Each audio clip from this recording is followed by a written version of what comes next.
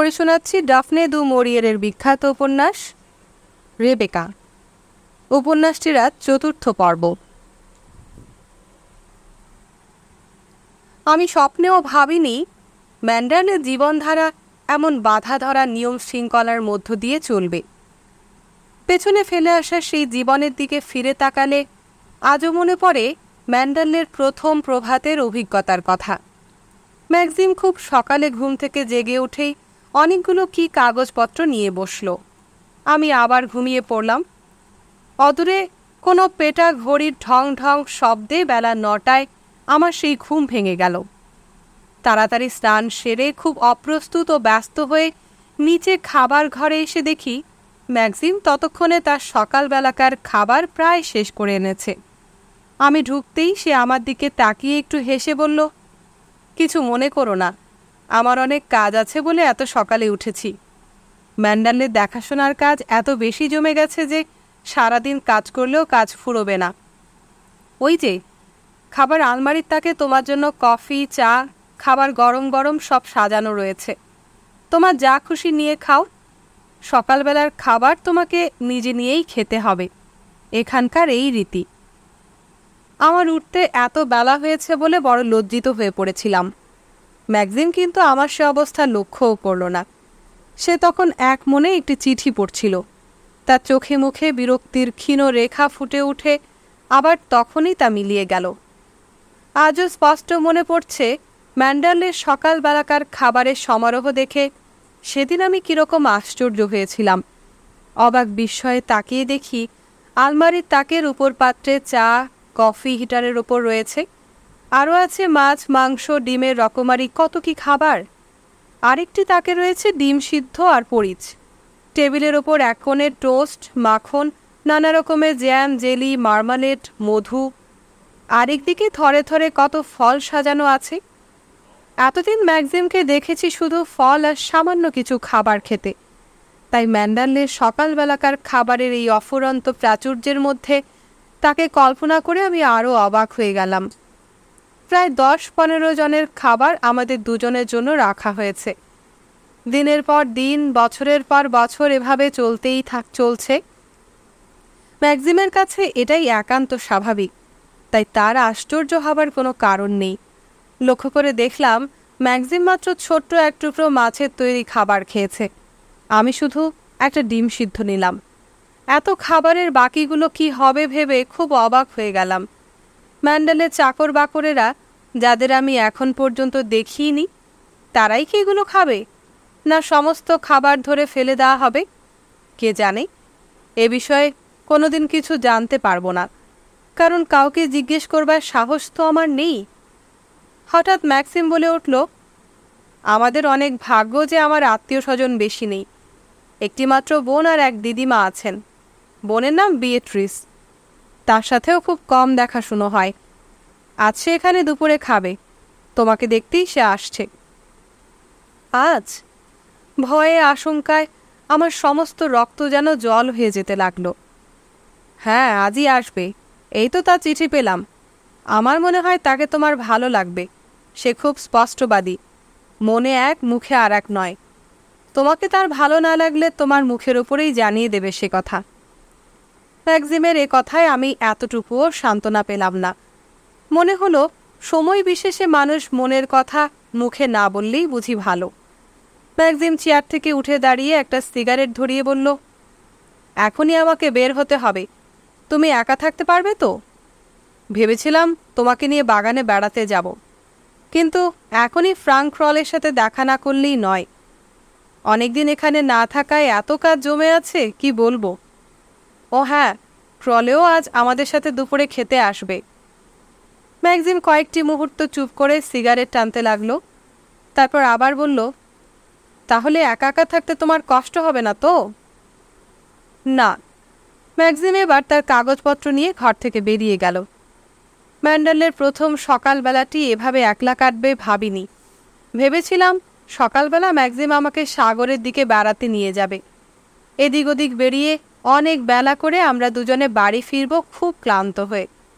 Library ঘরে জানলা দিয়ে যে বাদাম গাছটি দেখা যায়, দুপুরের খাওয়া দাওয়া শেষ করে তারই তলায় ঝিরিঝিরি পাতার ছায়ায় দুজনে বসে থাকবো পাশাপাশি অলস অন্য মনে, এভাবেই সময় যাবে বয়ে। এসব কত কি ভাবতে ভাবতে ম্যান্ডালের প্রথম প্রভাতে জলখাবার খেতে লাগলাম একটু একটু করে। কোথা দিয়ে যে কত সময় বয়ে গেল কোনো খেয়াল ছিল না। হঠাৎ তাকিয়ে দেখি ফার্থ পর্দার ওপাশ থেকে ঘরে ঢুকছে। ঘড়ির দিকে চেয়ে দেখলাম বেলা 10টা। নিজেকে বড় অপরাধী মনে করে তখনই চেয়ার ছেড়ে উঠে পড়লাম। এত দেরি করার জন্য খুব লজ্জিত হয়ে ফার্থের দিকে তাকালাম। সে সব সম্ভ্রমে মাথা নিচু করে আমাকে সম্মান দেখালো, কিন্তু কিছুই বলল না। তার ব্যবহার এত সুন্দর, এত নম্র, কিন্তু তার চোখে এবার যেন বিস্ময়ের একটুখানি রেশও দেখতে পেলাম। মনে মনে সে আমাকে কি ভাবল কে জানে। ডানভার্সের মতো ফার্থ কি বুঝতে পেরেছে যে আমার চালচলনে, ব্যবহারে কোথাও আভিজাত্য এবং আত্মবিশ্বাসের কণামাত্রও নেই? অনেক তিক্ত অভিজ্ঞতা ও দুঃখের বিনিময়ে আপ্রাণ চেষ্টার পর আমাকে তা আয়ত্ত করতে হবে। ঘর থেকে বের হয়ে আমি যে কোন দিকে যাচ্ছিলাম নিজেও তা জানি না। হঠাৎ দোরগোড়ায় হোঁচট খেয়ে পড়ে যাচ্ছিলাম। ফার্থ তাড়াতাড়ি আমার দিকে এগিয়ে এলো, আমার রুমালটি মেঝে থেকে উঠিয়ে হাতে দিল। সেই ছোকরা ভৃত্য রবার্ট পর্দার ওপাশে দাঁড়িয়েছিল। আমার অবস্থা দেখে সে হাসি লুকোবার জন্যই বুঝি মুখ ফেরালো। হলঘরের মধ্য দিয়ে যেতে যেতে আমি তাদের কথার গুঞ্জন শুনতে পেলাম। রবার্টের হাসির শব্দও কানে এলো। তারা হয়তো আমার কথা বলাবলি করে হাসছিল। সকলের চোখের অন্তরালে শোবার ঘরের একান্ত নির্জনতায় নিজেকে লুকিয়ে রাখব বলে ওদিকে চললাম।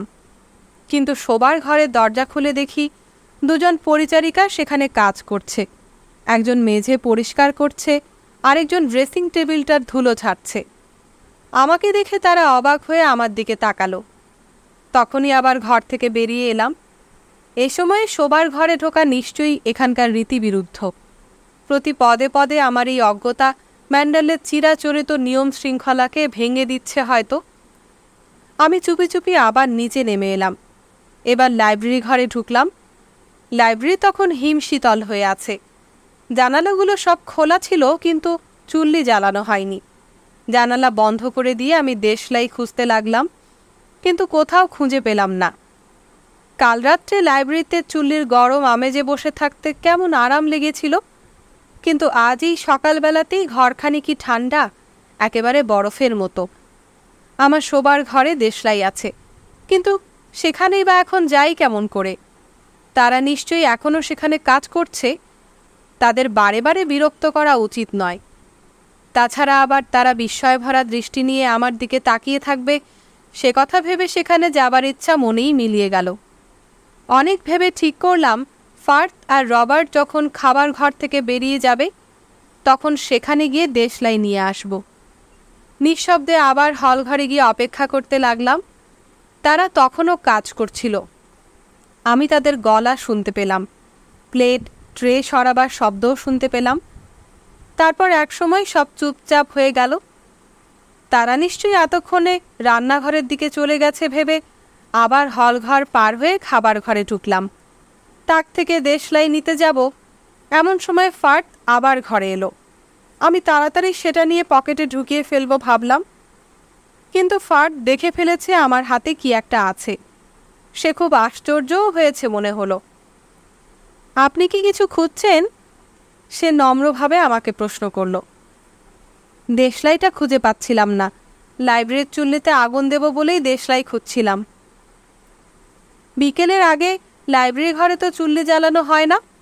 সকালবেলা মিসেস ডি উইন্টার সর্বদা বসবার ঘরই ব্যবহার করতেন, তাই এ সময়ে সেখানেই চুল্লি জ্বালানো হয়। অবশ্য আপনি যদি বলেন তাহলে লাইব্রেরিতে চুল্লি ধরাবার ব্যবস্থা করে দেব। না না, তার কোনো দরকার নেই, আমি সে ঘরেই যাচ্ছি, খুব ব্যস্ত হয়ে বলে উঠলাম। সে ঘরে আপনি চিঠি লেখার কাগজ, কালি, কলম সব পাবেন। সকালবেলা খাবার পর মিসেস ডি উইন্টার বসবার ঘরে বসেই চিঠিপত্র লিখতেন, ফোন করতেন। বাড়ির ফোন ও ঘরেই আছে। কোনো দরকার হলে মিসেস ভ্যান ড্যানভার্সকে আপনি ফোন করবেন। আচ্ছা। আমি আবার হল ঘরের দিকে এগোতে লাগলাম। বসবার ঘর যে কোথায়, কোন দিকে তাও আমি জানি না, কিন্তু সে কথা ফার্থকে বলাও যায় না। চলতে চলতেই বুঝতে পারলাম ফার্থ খাবার ঘরের দৌড়ে দাঁড়িয়েছিল। আমি কোন দিকে যাচ্ছি বোধহয় তাই দেখবার জন্য। সিঁড়ির বাঁ দিকে একটি দরজা দিয়ে ঢুকে গেলাম। মনে মনে আকুল হয়ে কামনা করছিলাম এ পথেই যেন আমি আমার গন্তব্যে পৌঁছে যেতে পারি। কিন্তু ঘরটিতে ঢুকেই দেখি এ তো ফুল ঘর। দেওয়ালের গায়ে গায়ে বাস্কেট চেয়ারের মধ্যে রয়েছে কত রকমের গাছগাছরা, ফুল ফলের বীজ। একটি পেরেকে ঝুলানো রয়েছে 3-4টি বর্ষাতি। হতাশ হয়ে আবার এ ঘর থেকে বের হলাম। হঠাৎ হল ঘরের দিকে দৃষ্টি পড়তেই দেখলাম ফার্থ তখনও সেখানে স্থির হয়ে দাঁড়িয়ে আছে। আমার অবস্থা সে প্রথম থেকেই বুঝতে পেরেছিল। আমার দিকে এগিয়ে এসে এবার সে বলল, আপনি ড্রয়িং রুমের মধ্যে দিয়ে যাবেন, তারপর সিঁড়ির ডান দিকে যে দরজা আছে সেই দরজা দিয়ে ঢুকে সোজা বড় ড্রয়িং রুমের ভেতর দিয়ে গিয়ে আবার বাঁ দিকে ঘুরবেন। আচ্ছা। তার নির্দেশ মতো আমি বড় ড্রয়িং রুমের মধ্য দিয়ে চলেছি। ঘরটি খুব প্রশস্ত, যেমনি লম্বা তেমনি চওড়া, খুব সুন্দরভাবে সাজানো। ঘরের জানলাগুলো ম্যান্ডেলের সবুজ আঙিনার দিকে খোলা। আঙিনা শেষ হয়ে অসীম নীল সাগরের ইশারা। হয়তো এ ঘরখানিও বাইরের লোককে দেখানো হয়। ফার্থই তাদের ঘুরিয়ে ফিরিয়ে সব দেখায়। দেওয়ালের ছবি ও ঘরের সব আসবাবপত্রের ইতিহাস তাদের বুঝিয়ে বলে। সত্যি ঘরখানি অপূর্ব, দেখবার মতোই বটে। সমস্ত আসবাব এত মূল্যবান ও সুন্দর যে আমি তাকিয়ে তাকিয়ে দেখে কেবল অবাক হতে লাগলাম। কিন্তু আশ্চর্য, তবুও যেন এখানে বেশিক্ষণ থাকতে মন চায় না। ওই মূল্যবান চেয়ারে বসে কারুকার্যময় টেবিলের সামনে দাঁড়িয়ে কেবলই মনে হচ্ছে ঘরখানি ঠিক থাকবার উপযুক্ত নয়। এ যেন একটি জাদুঘর, পুরানো দিনের মহামূল্যবান সম্পদ যেখানে অতি যত্নে বছরের পর বছর সাজিয়ে রাখা হয়েছে। কিছুক্ষণ সেখানে স্থির হয়ে দাঁড়িয়ে থেকে অতীত দিনের ঐশ্বর্য সম্ভার দু চোখ ভরে দেখে নিয়ে আমি আবার চলতে শুরু করলাম বাঁ দিকে। তারপর আমার গন্তব্য সেই বসবার ঘরখানি সন্ধান পেলাম। এ ঘরটি তো কাল রাত্রে আমি দেখিনি। চুল্লির কাছটিতে কুকুর দুটি শুয়ে আছে দেখে আমার মন খুশিতে ভরে উঠল। জেসপার আমাকে দেখেই আনন্দে লেজ নাড়তে নাড়তে ছুটে এলো। আমার হাতের মুঠোয় তার নাক ঘষে আদর জানাতে লাগলো। জেসপারের মা আমি ঘরে ঢুকতেই তার অন্ধ চোখটি ঘুরিয়ে আমার দিকে একবার তাকিয়ে বাতাসে কি গন্ধ শুকলো কে জানে। বোধহয় যাকে সে চায় আমি যে সে নই তা বুঝতে পেরে আবার সে নির্বিকারভাবে মাথা ঘুরিয়ে আগুনের দিকে তাকিয়ে শুয়ে রইল। তখন জেসপারও আমার কাছ থেকে সরে গিয়ে তার মায়ের পাশে শুয়ে পড়ল। এটাই হয়তো তাদের প্রতিদিনকার নিয়ম।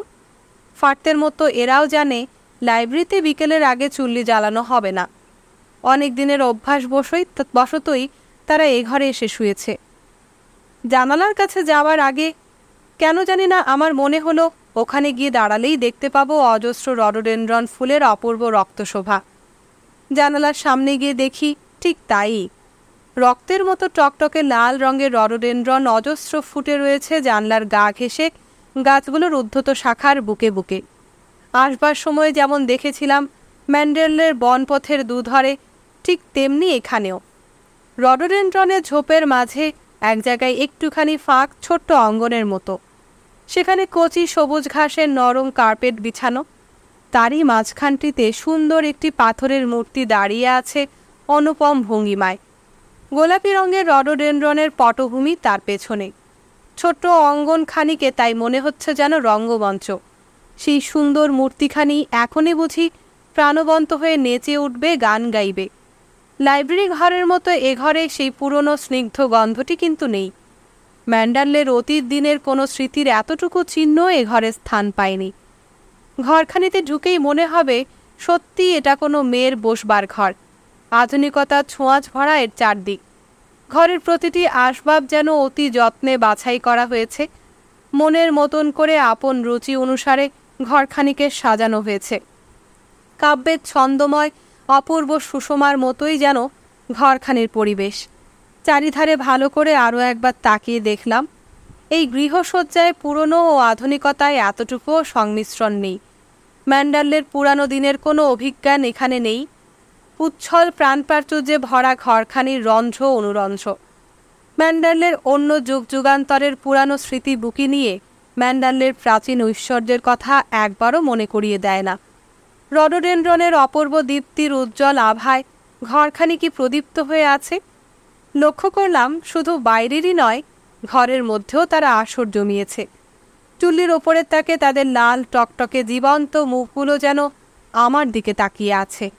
টেবিলের ওপর সোনার মোমদানির পাশে বড় ফুলদানিতে তারা দীপ্ত ভঙ্গিতে মাথা উঁচু করে দাঁড়িয়ে আছে। ঘরের দেওয়াল পর্যন্ত তাদের রক্তিম আভায় আর সকালবেলাকার সোনার রোদে ঝলমলে আলোয় অপরূপ দেখাচ্ছে।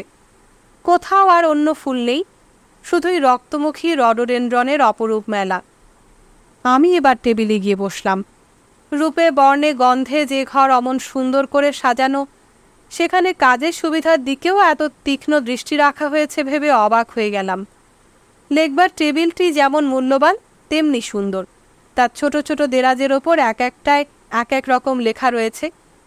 যে চিঠিপত্রের উত্তর দেওয়া হয়নি, যে চিঠিপত্র রাখতে হবে, গৃহস্থালী, জমিদারি সংক্রান্ত, খাবার তালিকা, বিবিধ ঠিকানা ইত্যাদি কত কি লেখা রয়েছে। প্রত্যেকটি টিকিটে সেই অদ্ভুত বাঁকা হাতের লেখা দেখেই আমি চমকে উঠলাম। কবিতার বইয়ে সেই পাতাটি পুড়িয়ে ফেলবার পর আর আমি এই লেখা দেখিনি, দেখবার কথা কল্পনাও করিনি। সহসা একটা দেরাজ টেনে খুলে ফেললাম। সেখানেও একটি চামড়ায় বাঁধানো বইয়ের মধ্যে সেই বাঁকা হাতের লেখা ম্যান্ডারলের অতিথিদের তালিকা। দিন মাস দুভাগ করে কোন দিকে ম্যান্ডারলেতে কোন অতিথি এসেছে, কি খেয়েছে, কতদিন থেকেছে তার এক বছরের সম্পূর্ণ বিবরণ সুন্দর করে বইটিতে লেখা রয়েছে। আরেকটি দেরাজে ম্যান্ডারলের নামাঙ্কিত নোট বই, বাজে কাজের জন্য মোটা সাদা টুকরো কাগজ এবং হাতির দাঁতের মতো সাদা ধবধবে ভিজিটিং কার্ড ছোট ছোট বাক্সে সাজানো রয়েছে। পাতলা কাগজ দিয়ে মোড়ানো সেই কার্ডগুলোর একখানি আমি হাতে নিয়ে দেখলাম। তাতে ছাপা স্বর্ণাক্ষরে লেখা রয়েছে মিসেস ডি উইন্টার, এক কোণে ছোট করে লেখা ম্যান্ডারলে। বাক্সের মধ্যে কার্ডটি রেখে দিয়ে দেরাজ বন্ধ করে দিলাম। হঠাৎ আমার মনে হলো আমি যেন এতক্ষণ অন্যায় কাজ করছিলাম। মনে হলো এ বাড়িতে আমি শুধু অতিথি হয়ে বেড়াতে এসেছি। বাড়ির কর্ত্রী আমাকে তার নিজের লেখবার টেবিলে বসে চিঠিপত্র লেখবার অনুমতি দিয়েছেন মাত্র, কিন্তু আমি যেন চোরের মতো লুকিয়ে লুকিয়ে তার চিঠিপত্র দেখছি। যে কোনো মুহূর্তে সে এই ঘরে ঢুকে দেখে ফেলবে আমি কি অন্যায় করছি। এমন সময় হঠাৎ ফোন বেজে উঠল। উঠে গিয়ে রিসিভারটা ধরলাম, কিন্তু আমার হাত থরথর করে কাঁপছিল। কে? কাকে চান? আমি কোনো রকমে প্রশ্ন করলাম। অনেক দূর থেকে মৃদু একটা গুঞ্জন ভেসে এলো। তারপর খুব অস্পষ্ট ও দ্রুত একটা স্বর শোনা গেল ওদিক থেকে। মিসেস ডি উইন্টার, আপনি কি মিসেস ডি উইন্টার কথা বলছেন? আপনি ভুল করছেন, কারণ মিসেস ডি উইন্টার তো 1 বছরের ওপর হলো মারা গেছেন। নিজের অজানিতেই কথাটা বেরিয়ে এলো। ফোন হাতে করে আমি অপেক্ষা করছিলাম। ওদিককার স্বর আরও একটু জোরে যখন তার নাম বলল, তখন আমার সমস্ত রক্ত এক নিমেষে মুখে উঠে এলো। আমার কথা আমি আর ফিরিয়ে নিতে পারবো না তা জানি। যে ভুল করে ফেলেছি তা শোধরানো যায় না। আমি মিসেস ডানভার্স, বাড়ির ফোনে আপনার সাথে কথা বলছি। সে স্বর গম্ভীরভাবে বলেছিল। আমার ব্যবহার এতই নির্বোধের মতো মনে হয়েছে যে আমি তার চোখে আগের চাইতেও সমস্ত দিক দিয়ে আমার পদমর্যাদা সম্পূর্ণ অনুপযুক্ত বলে ধরা পড়ে গেলাম। আমি যে কত বোকা তার আর বুঝতে এতটুকুও বাকি রইল না। থতমত খেয়ে বললাম, আমি দুঃখিত মিসেস ডানভার্স। হঠাৎ ফোন আসায় খুব চমকে উঠেছিলাম, তাই কী যে বলেছিলাম নিজেই জানি না। আমি বুঝতে পারিনি যে আমাকেই আপনি ডাকছিলেন। আপনাকে এই সময় বিরক্ত করায় আমি দুঃখিত। হঠাৎ আমার মনে হলো আমি যে টেবিলের ওপর সব কাগজপত্র দেখছি তা বোধহয় সে দূর থেকেও বুঝতে পেরেছে। আবারও তার স্বর ভেসে এলো, আজকে দুপুরের জন্য যে খাবারের আয়োজন করা হয়েছে তা আপনার মন মতো হয়েছে কি না জানবার জন্য ফোন করেছি। আপনার যা খুশি ব্যবস্থা করুন, এ বিষয়ে আমাকে জিজ্ঞেস করবার কোনো দরকার নেই। আমি বললাম, আমার মনে হয় আপনি একবার খাবার মেনুটা পড়ে দেখলে ভালো হয়। আপনার সামনেই লটারের পাশে সেটা রয়েছে। আমি টেবিলের ওপরটা তন্ন তন্ন করে খুঁজে দেখে অবশেষে কাগজের ছোট একটি টুকরো দেখতে পেলাম। খুব তাড়াতাড়ি একবার তাতে চোখ বুলিয়ে নিলাম। ফট দেখে মনে হলো এ যেন এক বিরাট ভোজের বিপুল আয়োজন। এত রকমারি সব খাবারের নামও আমি জীবনে শুনিনি। হ্যাঁ মিসেস ডানভার্স, সব ঠিক আছে। যদি কোনো পরিবর্তন করতে চান আমাকে জানাবেন। চাটনির জায়গাটা আমি খালি রেখেছি, দেখবেন। আপনার পছন্দ মতো কোনো চাটনি লিখে দেবেন। মিসেস ডিউইন্টার এ বিষয়ে বড় খুঁতখুঁতে ছিলেন, তাই আমি সর্বদা তাকে চাটনির কথা আগে জিজ্ঞেস করে নিতাম। মিসেস ডিউইন্টার যা খেতে ভালোবাসতেন তাই দিন। তাহলে আপনার নিজের কোনো পছন্দ নেই? না। আর একটা কথা, এখানকার ডাক দুপুরবেলা যাবে। রবার্ট আপনার চিঠি নিতে আসবে, তখন টিকিটও লাগিয়ে দেবে। যদি কোনো বিশেষ জরুরি চিঠি ডাকে দেবার থাকে তাহলে রবার্টকে ফোনে ডেকে পাঠাবেন, সে তখনই তা ডাকে দেবার ব্যবস্থা করে দেবে। আচ্ছা। আমি আরও কয়েক মুহূর্ত ফোন ধরে রইলাম, কিন্তু ওদিক থেকে আর কোনো কথা শোনা গেল না। রিসিভার ছেড়ে দিয়ে টেবিলের ওপর তাকালাম। সেখানকার প্রতিটি জিনিস যেন আমাকে প্রতি মুহূর্তে মনে করিয়ে দিচ্ছে এই যে আমি অলসভাবে অকারণে বসে আছি, এটাও অন্যায়। আমার আগে এ আসনে যে বসতো সে নিশ্চয়ই এতটুকু সময়ও অকারণ অকাজে নষ্ট করত না। আমি যেন কল্পনায় দেখতে পাচ্ছি তার সেই কর্মব্যস্ত চেহারা। সে আমার মতো মিসেস ডানভার্স আপনি যা করবেন তাই হবে এসব বলতো না নিশ্চয়ই। চারিদিকে সব ব্যবস্থার নির্দেশ দিয়ে সব শেষে হয়তো সেই বাঁকা হাতের দীপ্ত আখরে সে একের পর এক চিঠি লিখে চলেছে। তারপর সব শেষে তার নাম রেবেকা লিখে সই করছে। রেবেকার বঙ্কিম গতিতে অন্য আখরগুলো অনুসরণ করছে। আমি যেন সব চোখের ওপর স্পষ্ট দেখতে পাচ্ছি। কিন্তু আমি কি করব? কোনো কাজই তো আমার করবার নেই। মিসেস ডানভার্স বলেছে আমার কোনো জরুরি চিঠি থাকলে রবার্টকে ফোন করতে। না জানি রেবেকা দিনে কতগুলি জরুরি চিঠি লিখত, কাকেই বা এত লিখত। কিন্তু আমি চিঠি লিখব কাকে? আমার যে কেউ নেই। একমাত্র মিসেস ভ্যান হপারের কাছে লিখতে পারি, কিন্তু যার সাথে জীবনে আর কোনো দিন দেখা হবে না, যাকে আমার ভালো লাগে না, তাকেই চিঠি লিখতে হবে ভেবে মন খারাপ হয়ে গেল। তবুও কাগজ কালি কলম নিয়ে শুরু করলাম। প্রিয় মিসেস ভ্যান হপার বলে, হয়তো তিনি নিরাপদে পৌঁছেছেন, তার মেয়েও নাতনি ভালো আছে কিনা, নিউ ইয়র্কের জলবায়ু নিশ্চয়ই ভালো যাচ্ছে, এসব মামুলি কয়েকটি বলি অতি কষ্টে লিখে চললাম। সহসা লক্ষ্য করলাম আমার হাতের লেখা কত বিশ্রী। জীবনে এই প্রথম যেন বুঝতে পারলাম আমার লেখার মধ্যে না আছে কোনো ব্যক্তিত্বের ছাপ, না আছে ছিটে ফোটা সৌন্দর্য। বাজে স্কুলের অমনোযোগী ছাত্রীর কাঁচা হাতের শ্রীহীন হিজিবিজি লেখা যেন। হঠাৎ গাড়ির শব্দ শুনে চমকে উঠলাম। ঘড়ির দিকে তাকিয়ে দেখি 12টা বেজে গেছে। তাহলে নিশ্চয়ই বিয়েট্রিসরা এসে গেছে। কিন্তু ম্যাক্সিম তো এখনও ফেরেনি। ওই জানালা দিয়ে বেরিয়ে বাগানের মধ্যে গিয়ে লুকিয়ে থাকবো ভাবলাম। জানালার কাছে গিয়ে রডোডেনড্রনের পুষ্পিত শাখাগুলিকে দুহাত দিয়ে সরিয়ে দিতেই সেদিক থেকে শুনতে পেলাম কাদের গলার আওয়াজ। তারা তাহলে এদিক দিয়েই আসছে। সরে এসে তাড়াতাড়ি বড় ড্রয়িং রুমে ঢুকে বাঁদিকের দরজা দিয়ে চলতে লাগলাম। লম্বা শ্বেত পাথরের সেই বারান্দা দিয়ে প্রায় দৌড়ে চলেছি। নিজের বোকামিতে নিজেই খুব অবাক হচ্ছিলাম, কিন্তু আমি জানি এখন এক মুহূর্তের জন্য তাদের মুখোমুখি হতে পারবো না। বারান্দা দিয়ে যেতে যেতে একটা বাঁক ঘুরে আরেকটি সিঁড়ির সামনে এসে পড়লাম। মনে হলো বাড়ির পেছন দিকে এসে পড়েছি। একটি পরিচারিকা একটা পাত্র হাতে নিয়ে সিঁড়ি দিয়ে নামছে। আমাকে দেখে সে অবাক হয়ে তাকিয়ে রইল। আচমকা যেন ভূত দেখেছে এমনি তার চোখের দৃষ্টি। আমি সিঁড়ি দিয়ে উঠতে লাগলাম, সেও আমার দিকে তাকাতে তাকাতে নেমে গেল। ভেবেছিলাম এখনই পূব মহলে আমার শোবার ঘরে পৌঁছে যাব, সেখানে একা একা কিছুক্ষণ বসে থাকতে পারবো, তারপর ঠিক খাবার সময় নিচে নেমে গেলেই চলবে। সিঁড়ির শেষে একটি দরজা দিয়ে ঢুকে আরেকটি লম্বা বারান্দায় এসে পড়লাম। অনেকটা পূব মহলের বারান্দার মতো হলেও এই বারান্দাটি আরও প্রশস্ত, অন্ধকার। একটু দ্বিধা করে আবার বাঁ দিকে ঘুরলাম। সামনেই দেখতে পেলাম প্রশস্ত চাতাল এবং আরেকটি সিঁড়ি। ওদিকটাও অন্ধকার, নির্জন, কেউ কোথাও নেই। কিন্তু এখন কোন দিকে যাব কিছু বুঝতে না পেরে এই আধার ও নীরবতার মাঝে একাকী দাঁড়িয়ে থেকে আরও দিশেহারা হয়ে পড়লাম। মনে হলো বাড়ির সকলে যেন এ বাড়ি ছেড়ে অন্য কোথাও চলে গেছে। কয়েকটি মুহূর্ত দাঁড়িয়ে থাকার পর দরজা খুলে যে ঘরখানিতে ঢুকলাম সেটাও বড় অন্ধকার। সেই গভীর অন্ধকার ভেদ করেই বুঝতে পারলাম ঘরের আসবাবপত্রের ওপর সাদা আচ্ছাদন দেওয়া রয়েছে। চারিদিকে কেমন একটা পুরনো গন্ধ। মনে হলো কেউ কোনোদিন এ ঘরে বাস করেনি। ঘরের একদিক থেকে আরেক দিক পর্যন্ত পুরো পর্দা টানানো আছে। দরজাটি আস্তে বন্ধ করে দিয়ে বারান্দার দিকে চললাম। এক জায়গায় বারান্দার কার্নিস ঘেঁষে কুঞ্জলতা উঠেছে। সেখানে দাঁড়িয়ে দেখলাম ম্যান্ডালের সবুজ প্রাঙ্গণে চোখ জুড়ানো শ্যামলিমার পরেই দেখা যাচ্ছে বিক্ষুব্ধ সাগরের অন্তহীন নীলিমা। সাগরের উত্তাল ঢেউ বেলাভূমিতে এসে আছড়ে আছড়ে পড়ছে।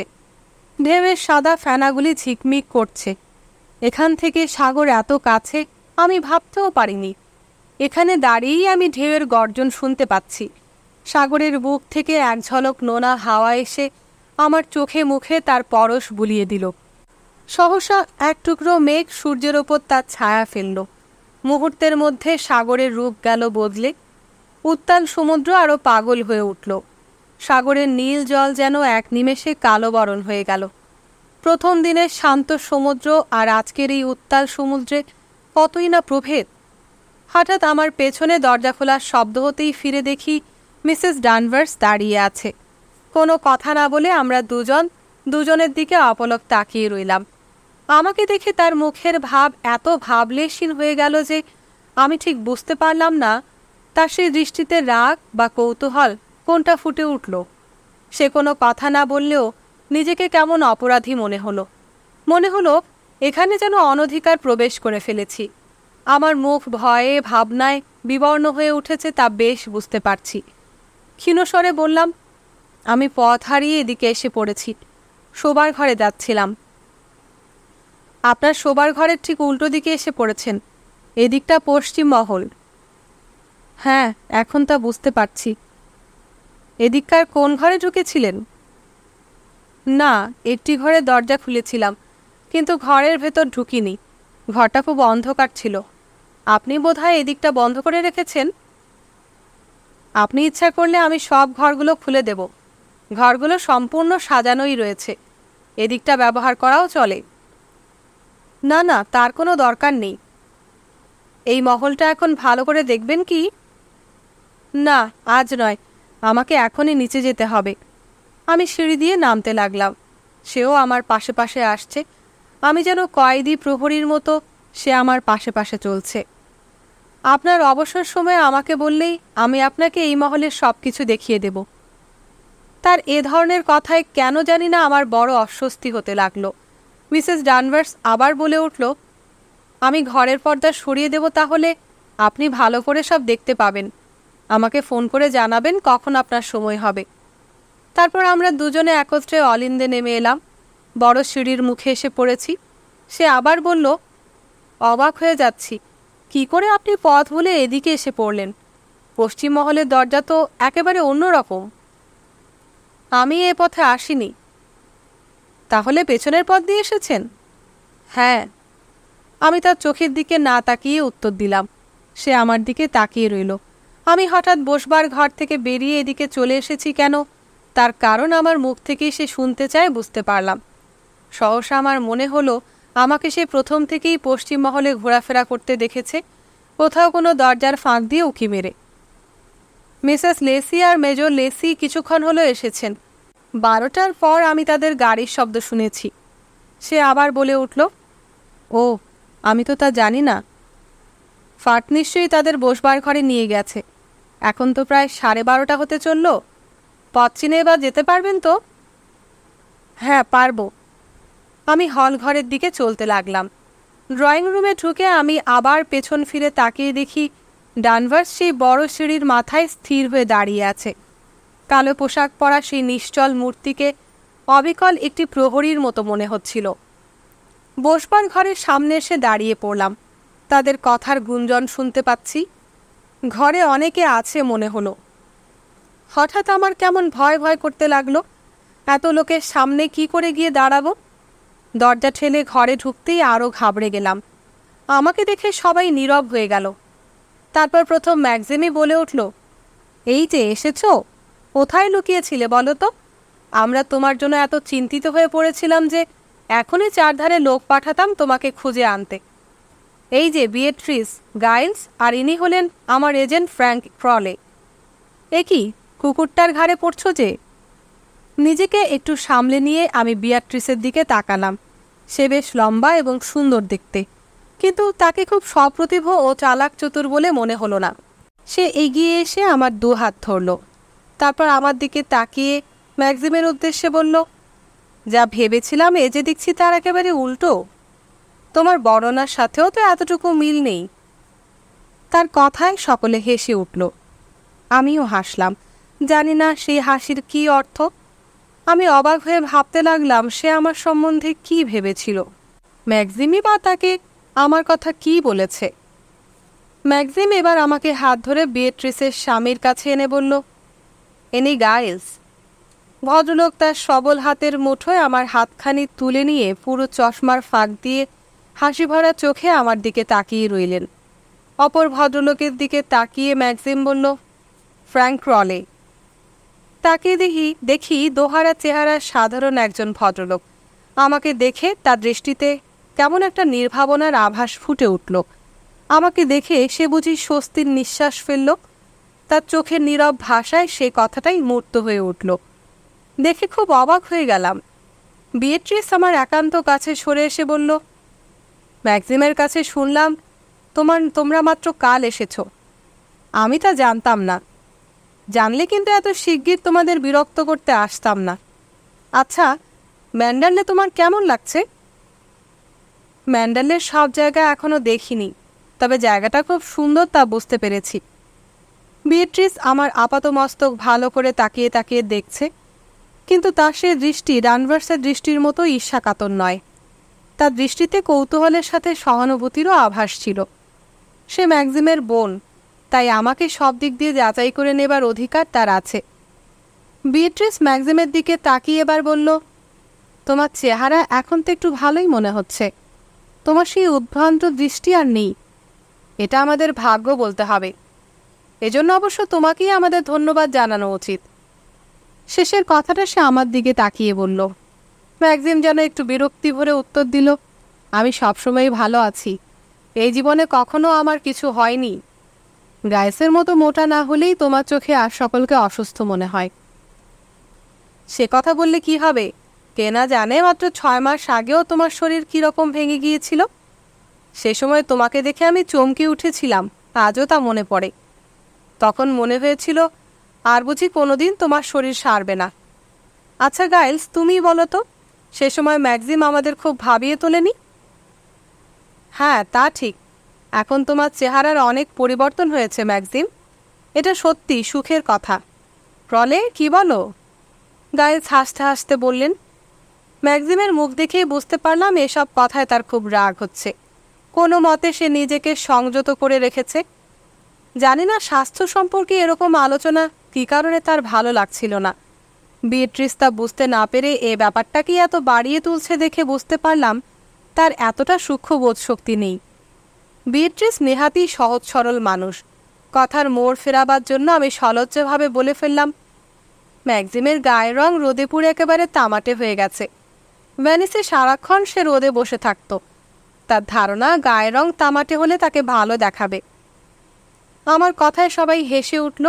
ফ্রলে বললেন, আচ্ছা মিসেস ডি উইন্টার, এ সময়টা ভ্যানিসের দৃশ্য আর আবহাওয়া নিশ্চয়ই খুব সুন্দর।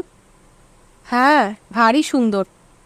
এভাবে তার স্বাস্থ্য প্রসঙ্গ থেকে আলাপ আলোচনা ক্রমে ক্রমে ইতালি, ভ্যানিস আর আবহাওয়ার তথ্যে পৌঁছে বেশ সহজ গতিতে চলতে লাগলো। ক্রলের আলোচনার ধারা দেখে বুঝলাম সেও চায় না যে ম্যাক্সিমের স্বাস্থ্যের কথা আবার উঠুক। তাকে হঠাৎ আমার সত্যিকারের বন্ধু বলে মনে হলো। বিয়েট্রিস জেসপারকে আদর করতে করতে বলল, জেসপারকে ব্যায়াম করানো দরকার। এই তো সবে 2 বছর বয়স, এরই মধ্যে কীরকম মোটা হয়ে যাচ্ছে। ওকে কি খেতে দিচ্ছ ম্যাক্সিম? তোমার কুকুররা যা খায় জেসপারও তাই খাচ্ছে। ওদের বিষয়ে তুমি আমার চাইতে বেশি বোঝো তাই জানাতে চাও বুঝি? না ভাই, তা নয়, কিন্তু 2 মাস তো এখানে ছিলে না। তাহলে তুমি বা কি করে বলছো যে জেসপার কি খায়, কি করে সব জানো? ফাট দিনের মধ্যে 2 বারও অন্তত জেসপারকে নিয়ে ফটকের সামনে যায় বলে আমি বিশ্বাস করি না। অনেক দিন ওকে বাইরে বেড়াতে নিয়ে যাওয়া হয়নি, এ আমি নিশ্চয় করে বলতে পারি। আমার তো মনে হয় তোমার আধমরা বোকা কুকুরগুলো হচ্ছে জেসপার দেখতে অনেক ভালো। আমার লায়ন গেল ফেব্রুয়ারি মাসে 2বার প্রতিযোগিতায় প্রথম হয়েছিল, তা তো জানো। কাজেই তোমার ও কথা একেবারে বাজে তা প্রমাণ হয়ে গেল। কথাবার্তার ধারা আবার কেমন বাঁকা পথ ধরল। ম্যাক্সিমের চোখে মুখে বিরক্তির চিহ্ন ফুটে উঠেছে। এরা ভাই বোন একসাথে হলে কি কেবল ঝগড়ার সুরে কথা বলে? আপনারা এখান থেকে কত দূরে থাকেন? আমি বিয়েট্রিসের পাশে বসে প্রশ্ন করলাম। এখান থেকে 50 মাইল দূরে আমাদের বাড়ি। ওখানটা শিকারের ভারী উপযুক্ত জায়গা। তুমি আমাদের কাছে এসে কয়েকদিন থাকো না, গায়েস তোমাকে ঘোড়ায় করে নিয়ে যাবে। কিন্তু আমি তো শিকার করতে পারবো না। ছোটবেলায় ঘোড়ায় চড়তে শিখেছিলাম, তাও খুব সামান্য, এখন ভুলে গেছি। আবার শেখো। এদেশে ঘোড়ায় না চড়তে জানলে চলতেই পারবে না, কি করে সময় কাটাবে? ম্যাক্সিমের কাছে শুনলাম তুমি নাকি আঁকতে জানো। এটা খুব ভালো, কিন্তু তাতে তোমার কোনো ব্যায়াম হবে না। কিন্তু এ হলো গিয়ে বর্ষার দিনে আর কিছু করবার না থাকলে সময় কাটাবার ভালো উপায়। আমরা তোমার মতো অত বাইরে বাইরে থাকতে মোটেই ভালোবাসি না, বুঝলে? ম্যাক্সিম বলে উঠল। আমি কি তোমার সঙ্গে কথা বলছি? আমরা সবাই বেশ ভালো করে জানি তুমি কত বড় কুনো। ম্যান্ডালের বাগানের ওদিকে এক পাও তুমি বেড়াতে যাও না, তা কি আর জানি না মনে করো? আমি বেড়াতে খুব ভালোবাসি। আমার মনে হয় ম্যান্ডালের বনে বাগানে সাগরবেলায় পায়ে হেঁটে হেঁটে বেড়াতে কোনো দিন আমার এতটুকুও ক্লান্তি আসবে না। গরম পড়লে আমি সাগরে স্নানও করব। ও, তুমি বুঝি তাই ভাবছ? কিন্তু এখানে স্নান করার কথা আমি তো কোনো দিন শুনিনি। এখানকার সাগর বড় গভীর। তাতে আমি ভয় পাই না। সমুদ্রে স্নান করতে আমার বড় ভালো লাগে। কোনো বিপদ ঘটবার আশঙ্কা না থাকলেই হলো। এবার আমার এ কথার কোনো উত্তর দিল না কেউ। সেই মুহূর্তে আমিও অনুভব করতে পারলাম কী কথা বলে ফেলেছি। আমার বুক দুরু দুরু করে উঠল। ভয়ে আশঙ্কায় মুখ চোখ গরম হয়ে উঠল। কি করব ভেবে না পেয়ে নিচু হয়ে জেসপারকে আদর করতে লাগলাম। একটু পরে নীরবতা ভেঙে বিয়েট্রিস বলল, জেসপার সাঁতার কাটলে ওর চর্বি কিছুটা কমে যেতে পারে, কিন্তু মনে হয় সাগরে স্নান করতে ও ভয় পাবে, তাই না জেসপার? লক্ষ্মী জেসপার, আয় আয়। বিয়েট্রিসও জেসপারের উপর ঝুঁকে পড়ে আদর জানাচ্ছে। হঠাৎ ম্যাক্সিম বলে উঠল, ও, আমার ভীষণ খিদে পেয়েছে, খাবার দিচ্ছ না কেন? এইমাত্র একটা বাজলো, ফ্রলে বললেন। এই ঘড়ি তো সবসময় আগে আগে চলে, ঠিক সময় কখনো দেয় না। বিয়েট্রিস বলল। ঘড়িটা অনেক দিন হলো ঠিক সময়ই দিচ্ছে, ম্যাক্সিম জবাব দিল। এমন সময় দরজা খুলে ফার্দ ঘরে ঢুকে বলল, খাবার দেওয়া হয়েছে, আমি হাত ধুয়ে আসছি। এই বলে গাইস অন্যদিকে চলে গেলেন। আমরা আর সকলে উঠে ড্রয়িং রুমের মধ্য দিয়ে হল ঘরের দিকে যেতে লাগলাম। আমি আর বিয়েট্রিস আগে আগে যাচ্ছিলাম হাত ধরাধরি করে। বুড়ো ফার্দ বড় ভালো লোক, তাকে বরাবর একরকম দেখছি, চেহারার এতটুকুও পরিবর্তন হয়নি। তাকে দেখলেই আমার ছেলেবেলার দিনগুলি যেন আবার ফিরে পাই। একটু চুপ করে থেকে বিয়েট্রিস আবার বলল, কিছু মনে করো না, একটা প্রশ্ন করব তোমায়। আমি যা ধারণা করেছিলাম তুমি তার চেয়েও অনেক ছেলে মানুষ। ম্যাক্সিম তোমার বয়স যা বলেছে, আমার তো মনে হয় তোমার বয়স তার চেয়েও কম। আচ্ছা, তুমি কি তাকে খুব ভালোবাসো? এই প্রশ্নের জন্য আমি একেবারেই প্রস্তুত ছিলাম না। আমার বিস্ময়ে ভরা দৃষ্টি বোধহয় সে লক্ষ্য করল, তাই একটু হেসে আমার হাতে চাপ দিয়ে আবার বলল, থাক, উত্তর দিতে হবে না, তোমার মনের কথা বুঝতে পারছি। তোমাকে খুব বিরক্ত করছি, তাই না? কিছু মনে নিও না ভাই, আমরা দু ভাই বোনে দেখা হলেই কেবল ঝগড়া করি, কিন্তু জানো, আমি তাকে বড় ভালোবাসি। তার পরিবর্তন হয়েছে বলে তোমার ওপর আমি সত্যি খুব খুশি হয়েছি। গেল বছর তার জন্য আমরা বড় ভাবনায় পড়েছিলাম, তুমি নিশ্চয়ই সব ঘটনা জানো। আমরা তখন খাবার ঘরে এসে পড়েছি। বিয়েট্রিস আর কিছু বলল না। চেয়ারে বসে ন্যাপকিন খুলতে খুলতে ভাবছিলাম, বিয়েট্রিস যদি জানতো যে আমি গত বছরের কোনো ঘটনা, ম্যান্ডালের কোনো খবরই জানি না, ম্যাক্সিম আমাকে কিছু বলেনি, আমিও তার অতীত জীবনের কথা কখনো জানতে চাইনি, তাহলে না জানি আমাকে সে কি ভাববে। আমাদের খাওয়া দাওয়া বেশ নির্বিঘ্নেই চলতে লাগলো। বিয়েট্রিস এবার ম্যাক্সিমের সাথে হাসি মুখে তার ঘোড়ার কথা, বাড়ির কথা, ম্যান্ডালের বিষয় নিয়ে কত কথা বলছে। ফ্র্যাঙ্ক রলে আমার বাঁ পাশে বসে খুব সহজভাবে আমার সাথে কথা বলছিল। এজন্য তার প্রতি কৃতজ্ঞতায় আমার মন ভরে উঠল। গাইস বিশেষ কোনো কথা না বলে খাওয়ার দিকেই মনোযোগ দিয়েছেন। কখনো কখনো আমার দিকে চেয়ে দু একটা কথাও বলছিলেন। আগে রাঁধুনি রেঁধেছে না ম্যাক্সিম? তিনি প্রশ্ন করলেন। খেতে খেতে আবার বললেন, আমি বিকে প্রায়ই বলি সমস্ত ইংল্যান্ডের মধ্যে ম্যান্ডারলেই একমাত্র জায়গা যেখানে মনের মতো অপূর্ব রান্নার স্বাদ পাওয়া যাবেই। ম্যাক্সিম বলল, রাঁধুনি মাঝে মাঝে বদল হয় সত্যি, কিন্তু রান্নার ধারা এখানে একই রকম। মিসেস ডানভার্স সব জানে, সেই ওদের নির্দেশ দেয় কীভাবে কী করতে হবে না হবে। ভারী অদ্ভুত লোক এই ডানভার্স, তুমি কি বলো? আমার দিকে তাকিয়ে গাইলস বললেন। আমি কি জবাব দেব ভেবে পেলাম না। সহসা লক্ষ্য করলাম বিয়েট্রিস আমার দিকে অপলক তাকিয়ে আছে। আমি তার দিকে তাকাতেই সে মুখ ফিরিয়ে নিয়ে ম্যাক্সিমের সাথে কথা বলতে লাগলো। আচ্ছা, আপনি গলফ খেলা জানেন? ক্রলে আমার দিকে তাকিয়ে প্রশ্ন করল। না। কথার মোড় ফিরে গেল বলে খুশি হলাম। যাক, মিসেস ডানভার্সের প্রসঙ্গ তাহলে আর উঠবে না। আমাদের খাওয়ার শেষ পর্ব, চিজ কফি সবই খাওয়া হয়ে গেল। এখন আমরা উঠব কিনা বুঝতে পারলাম না। ম্যাক্সিমের দিকে তাকালাম, সে কিন্তু উঠবার জন্য কোনো ইঙ্গিত করল না। গাইস কি একটা গল্প শুরু করলেন। সেই গল্পের মাথা মুন্ডু কিছু বুঝতে না পারলেও নীরবে এক মনে তার সেই গল্প শুনে যাচ্ছি। মাঝে মাঝে একটু হেসে মাথাও নাড়ছি। হঠাৎ অনুভব করলাম টেবিলের ওদিক থেকে ম্যাক্সিম যেন কেমন ধারা অস্থির হয়ে উঠেছে। গাইসের গল্প শেষ হলে আবার ম্যাক্সিমের দিকে তাকালাম। তার ভুরু একটু কুঁচকে উঠেছে। দরজার দিকে মাথা নেড়ে আমাকে সে উঠবার জন্য ইশারা করল। আমি তখনই উঠে পড়লাম। চেয়ার সরাতে গিয়ে টেবিলটায় ধাক্কা লেগে গাইলসের গ্লাস উল্টে গেল। আমি খুব অপ্রস্তুত হয়ে কী যে করবো ভেবে না পেয়ে ন্যাপকিনটা নেবার উপক্রম করতেই ম্যাক্সিম বলে উঠল, ফার্স্ট সব ঠিক করে দেবে, তুমি আর ঝামেলা বাড়িও না। বি, ওকে বাগানে নিয়ে যাও তো।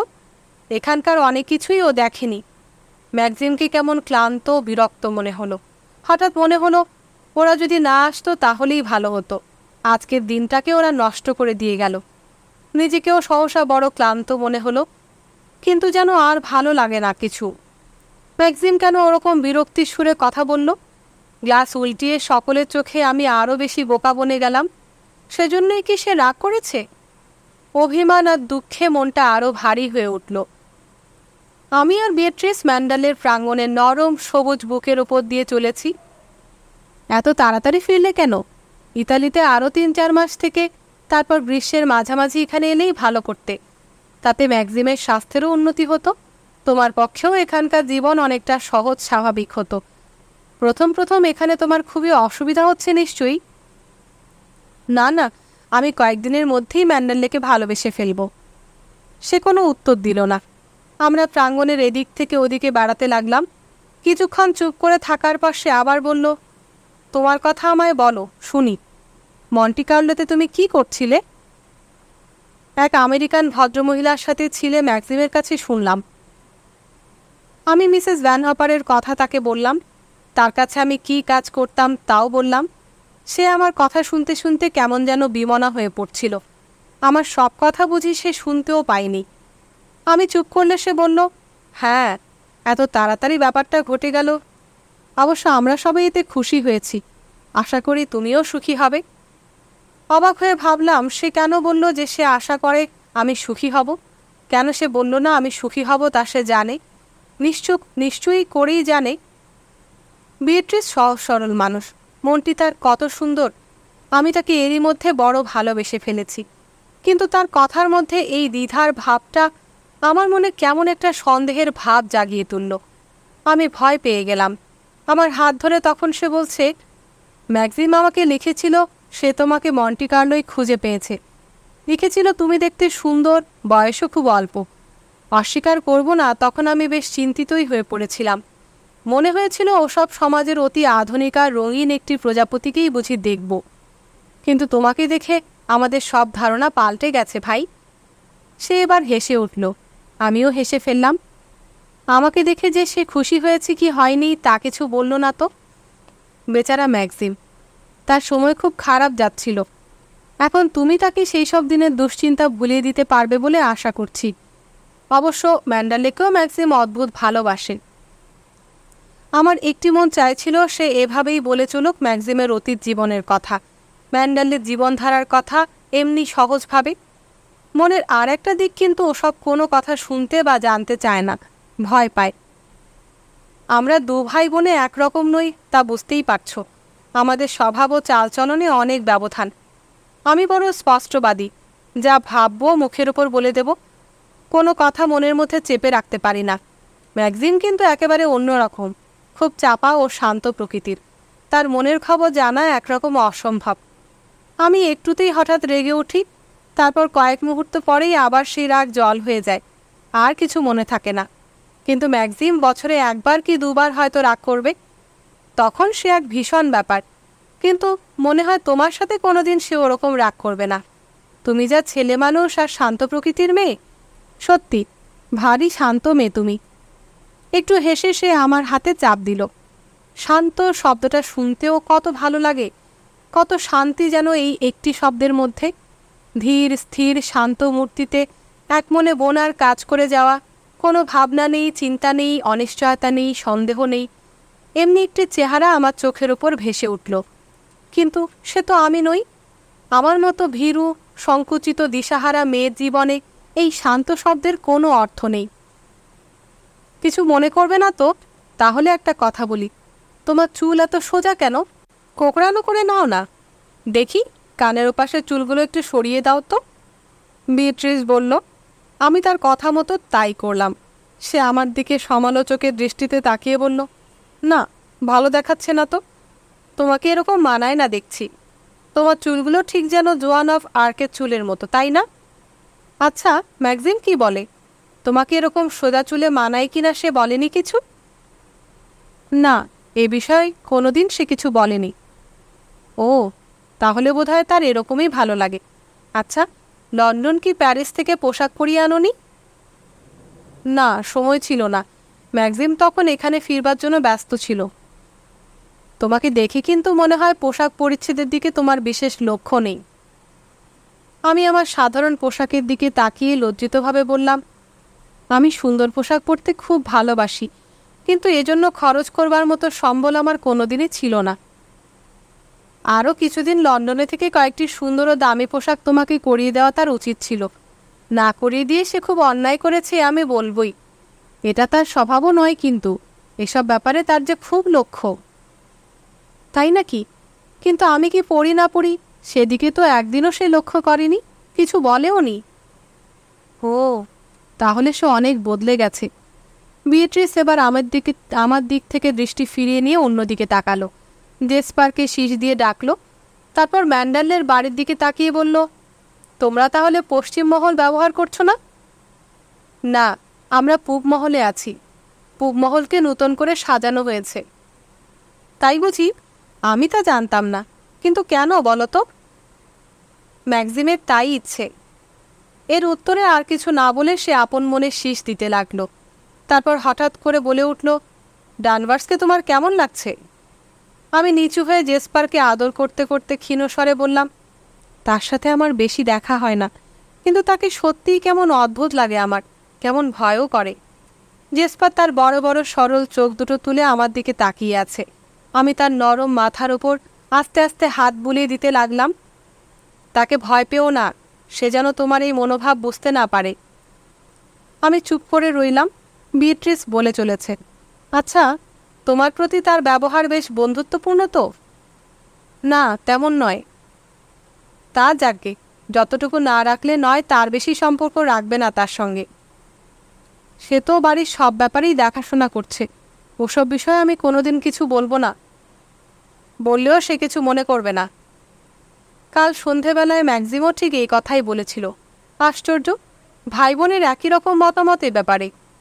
আমার কিন্তু সর্বদাই মনে হয় আমি তার কাজে হস্তক্ষেপ করতে গেলে সে কখনোই তা সহ্য করবে না। বিয়েট্রিস আবার বলল, মনে হয় সময়ে সব ঠিক হয়ে যাবে। প্রথম প্রথম তোমার অসুবিধা হবে। ডানভার্স একটু হিংসুটে, তাই আমারও প্রথম থেকে এই আশঙ্কাই ছিল। কেন সে আমাকে হিংসে করবে? ম্যাগজিম তো তাকে বিশেষ পছন্দ করে বলে মনে হয় না। আমার স্বরে বিস্ময় ফুটে উঠল। না, তুমি একেবারে ছেলে মানুষ। সে ম্যাগজিমের কথা ভাবছে না, সে তাকে সম্মান করে, এই পর্যন্তই। একটু হেসে সে আবার বলতে লাগলো, তুমি এখানে এসেছো বলেই সে তোমার ওপর বিরক্ত। কেন? আমি কি করেছি তার? আমি ভেবেছি তুমি জানো। ম্যাগজিম তোমাকে কিছুই বলেনি তাহলে? আবার কয়েকটি মুহূর্ত চুপ করে থেকে বিয়েট্রিস বলল, রেবেকাকে সে প্রাণ ঢেলে ভালোবাসত, অদ্ভুতভাবে ভক্তি করত। ও। আমরা দুজনে কতক্ষণ চুপ করে রইলাম। তারপর সে বলে উঠল, এই যে ওরাও এসে গেছে, এসো আমরা সবাই বাদাম গাছের তলায় বসে গিয়ে দেখো গাইসকে ম্যাক্সিমের পাশে কীরকম মোটা দেখাচ্ছে। ফ্র্যাঙ্ক বুঝি এখনই চলে যাবে। জানো, এই মানুষটি বড় সহজ সরল আর শান্ত প্রকৃতির। এই যে তোমরা কি বিষয়ে আলোচনা করছো বলো তো? জগৎ সংসারের সকল সমস্যার সমাধান করে ফেললে বোধ হয়। প্রাণখোলা হাসি হেসে বিয়েট্রিস তাদের দিকে এগিয়ে গেল। গাইলস একটি গাছের ডাল জেসপারের দিকে ছুঁড়ে দিলেন। ক্রলে ঘড়ির দিকে তাকিয়ে বলল, আমাকে এখনই যেতে হবে। মিসেস ডি উইন্টার, আজকের দিনের জন্য আপনাকে ধন্যবাদ। আবার আসবেন। একটু হেসে বললাম, ওরা দুজনও এখন যাবে কিনা কে জানে। আমার মন চাইছে ওরাও এখন চলে যাক। ম্যাক্সিমের সাথে আমি আবার একলা থাকতে চাই। সে আর আমি শুধু দুজন। আমরা এবার বাদাম গাছের তলায় গিয়ে বসলাম। রবার্ট চেয়ার আর কম্বল এনে দিল। গাইলস লম্বা হয়ে শুয়ে পড়ে কিছুক্ষণের মধ্যেই নাক ডাকতে শুরু করলো। আহ, গাইলস চুপ করো, বিয়েট্রিস ধমকে উঠল। একবার একটু চোখ খুলে গাইলস আবার চোখ বন্ধ করে বিড়বিড় করে বললেন, আমি ঘুমোচ্ছি না তো।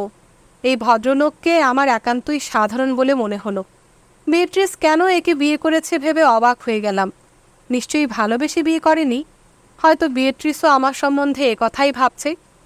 মাঝে মাঝে সে আমার দিকে কেমন অবাক হয়ে তাকাচ্ছিল। মনে হলো সেও বুঝি ভাবছে ম্যাক্সিম এই মেয়েটির মধ্যে কী দেখল। কিন্তু তবুও তার সেই দৃষ্টিতে বন্ধুত্ব ও সহানুভূতির ইঙ্গিতও ছিল। তখন তারা ভাই বোনে তাদের দিদিমার গল্প করছিল। তাকে একবার দেখে আসা দরকার, কি বলো? ম্যাক্সিম বিয়েট্রিসকে বলছিল।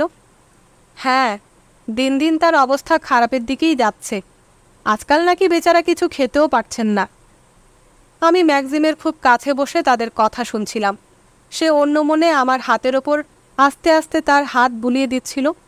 সহসা আমার মনে হলো ঠিক এমনিভাবে আমিও তো জেসপারকে আদর করি। জেসপার যেমন আমার গা ঘেঁষে বসে থাকে, আমিও ঠিক তেমনি তার একান্ত কাজটিতে বসে আছি।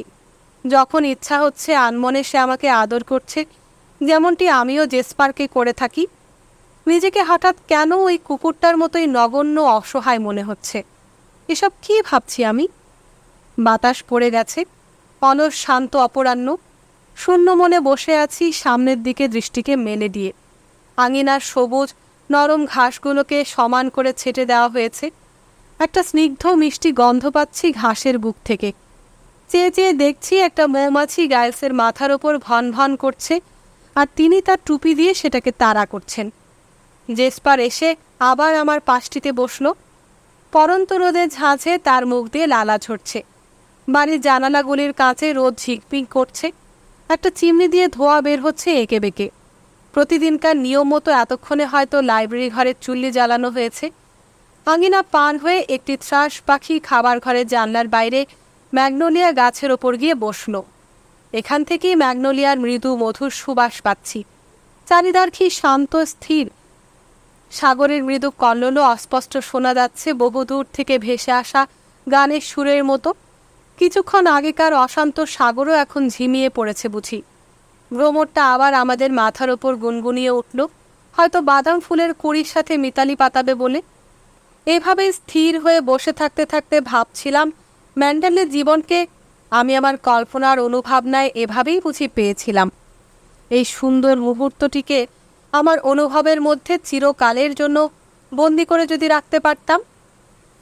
আমরা সবাই এখন কি একটা শান্তির ছোঁয়ায় তন্দ্রাবেশে বিভোর হয়ে আছি।